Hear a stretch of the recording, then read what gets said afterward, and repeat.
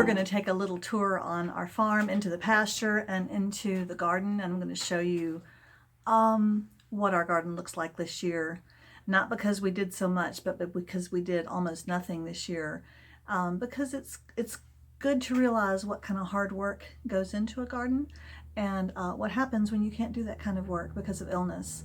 So I just wanted to take you out there, but there's a destination and in the garden, one thing I want to show you. But before we do that, I want to say welcome to the new subscribers I've been getting. I keep forgetting to say that and to thank you for subscribing and watching my videos. Even if you just watch part of them, that's fine. And before we go into the garden, I want to show you something that happened this week. I think I mentioned that I took my antique spinning wheel to a friend who's a woodworker and asked him to do some repair work on it. And he did. The first thing he did was, this is my old bobbin. This is a 200-year-old bobbin that went with the spinning wheel. I had made some repairs on it. There were big chips out of it. I did that with balsa wood. This end was fine, but this end that's bigger had gotten whacked over the hundreds of years. And he made me two more. One is on the wheel right now, but here's the other one. Look at that. It really has to fit really carefully here, and he did such a good job. I can't figure out how to hold these things. Anyway, see, look at that. Isn't that great? And I've put it on the wheel. The whirl end down here is bigger, but that's fine. It works just great. He had to bore through that opening so that the spindle would go through. But more important than that was what he did to the actual wheel, because I thought the wheel was warped, but actually it was the axle, the thick metal pin that goes to the hub of the wheel itself had been bent, and that's why it was spinning so badly. And that axle's been in that hub for 200 years, and I didn't think he would be able to get it out of there and make that change, but he did, and he straightened it. I want to show you, let me see if I can get this down here a little lower. See, I've got it facing you so you can see how true the wheel spins now. Let me give it a little whirl. Look at that. Just look at that 200-year-old wheel. And he, I'll come around here so you can see the axle. The axle runs through here, comes out of this hub right here, and runs through this post. And he straightened that by pulling it actually out of the wheel. I'm just amazed I will be able to use this wheel. And you may wonder why I would want to use it, since I have a beautiful new Kromsky Fantasia. And actually, I think I will use the Kromsky more because I love the structure of that castle wheel. But I felt like it was important to try to redeem this old wheel, because otherwise it's useless. It might as well be burnt, I'm sorry to say.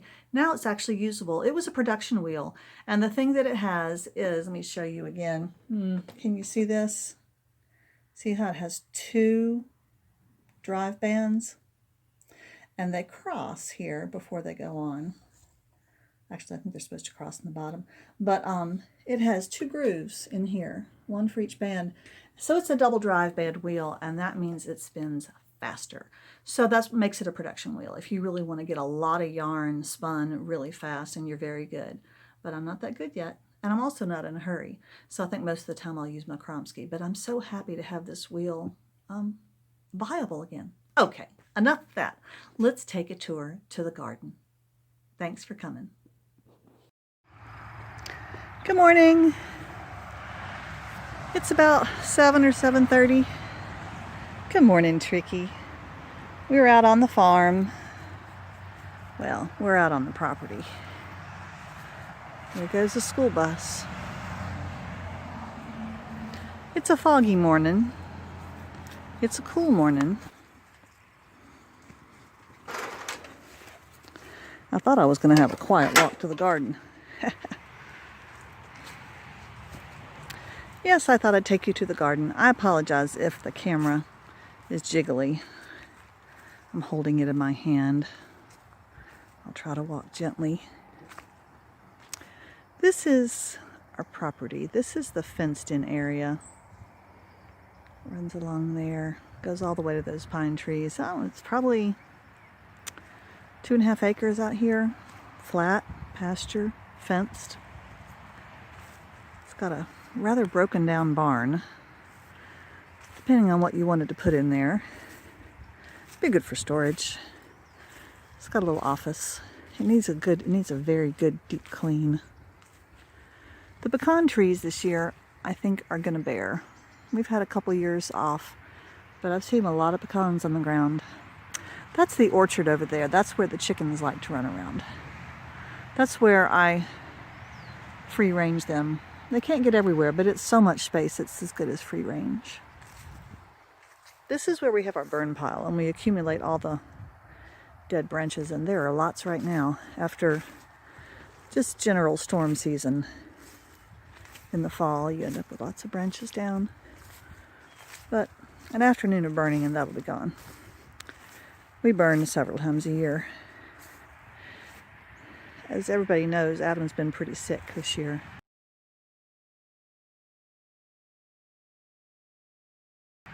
So he's been limited in what he's able to do, and that has made a huge difference. Because he is the summertime gardener. I'm the spring gardener when it's cool. The garden is really on the back of the property here. All those trees over there, that's the kind of the back of our property line. Past that is a really big farm field and monoculture, beans. Looks like it's beans this year, I think.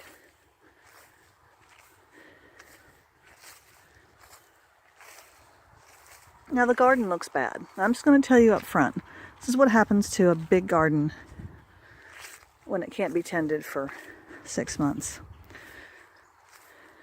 It's a beautiful place, though. I think it'd be a great place for an RV park, but I don't know. That could be noisy.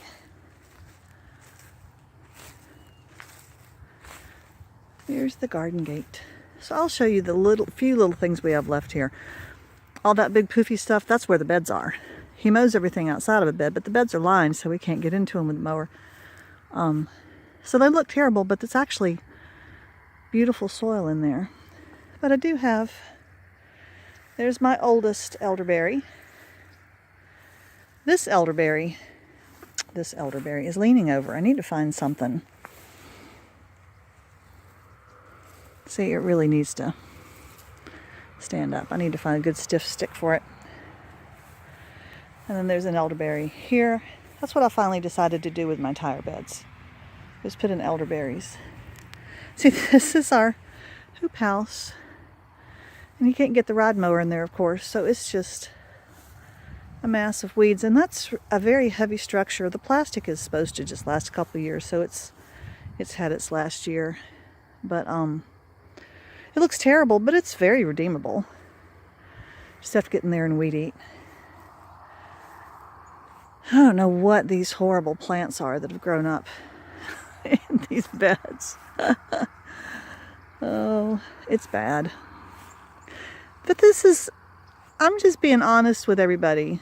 This is what happens when you're aging and you become very ill. You can't do what you used to do. That thing right there, that was our asparagus bed. Look at the weeds growing out of that. Oh, there's a nice rosemary. See, Adam did all this work. When he put this garden in, he fenced in this whole area way down there. It's a very large garden with lots of grass, so he could mow it down, and he did so much hard work. There's strawberries in there. I have no idea what they're going to do. We might have to replant next year. That was a little strawberry. That's the oldest strawberry bed. It didn't do that well. Here is another elderberry. I need to weed that one out. And then I have my lavender over there that has, for a year, it's been eaten alive by an anthill, no matter how much I disturb it. But it doesn't seem to kill it off. Oh, this was a zucchini that survived against all odds. I was waiting on some of them to develop, and then something came and ate them. That's okay, though. This year, I am not worrying about the garden. I'm just not. I can't do that. Can't keep everything on your worry plate. Here's the last elderberry. The weeds are kind of bad, but The elderberry looks rather happy. That's a nice green one. I think these are all but that first one. All the rest of these elderberries I just started this year. So they are really easy to propagate. But the thing I wanted to show you, this is hilarious. I told Adam I thought I had a vine growing out here and just to leave it and mow around it. So here it is. And last year, I get a pumpkin every year to put on the porch. And last year, after it froze finally, or whenever it rotted, I try to take them inside so that they last. But he brought it out here to the garden and dumped it. And for some reason, I remember telling him to dump it over here somewhere. That was a compost pile there. Maybe he dumped it there. But it has spread. It seeded itself. It looks like the middle of it might be somewhere in there. But it is just going everywhere. It's got lots of blossoms. And I thought it was a pumpkin. I really wasn't sure, to be honest. And then I came out here and I saw that and I thought, oh my goodness, is this a yellow squash plant? That seemed very unlikely. But then I went around the other side. Where is it? And I saw that. Ha-ha! That is a pumpkin. Ooh, that leaf had spiky things. That hurt. And there's lots of blooms out here. And I may end up, that's going to be a pumpkin, that little yellow one. There may be more of them hiding in here for all I know. But standing on an ant pile. I better not do that. So I've got to keep an eye on the frost date. Although that won't be till November.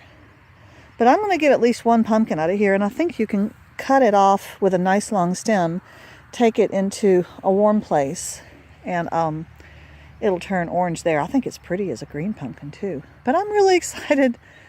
It's a blessing from the Lord that even on a year when you can't do anything, He still gives you some little surprises.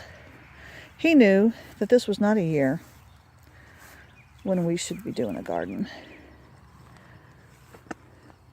There's a couple of little okra over there.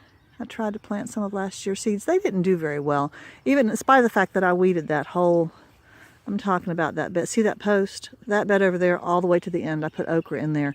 And you can see some little green things sticking up. That is some okra. So I weeded it well. But the seed, it didn't germinate well, and I think I have to get new seeds every year. So, when Adam is feeling better, he likes to garden. He may get back after it. We'll need to reassess. He keeps all these fence lines cleared. He just couldn't do it this year. If he carries a couple of buckets to the garage, he's utterly spent and exhausted. That's what his illness does to him. So, he's kept it mowed, though, for what it's worth. We'll see what we do next year. It's hard to say. But I wanted to show you my pumpkin. Thanks.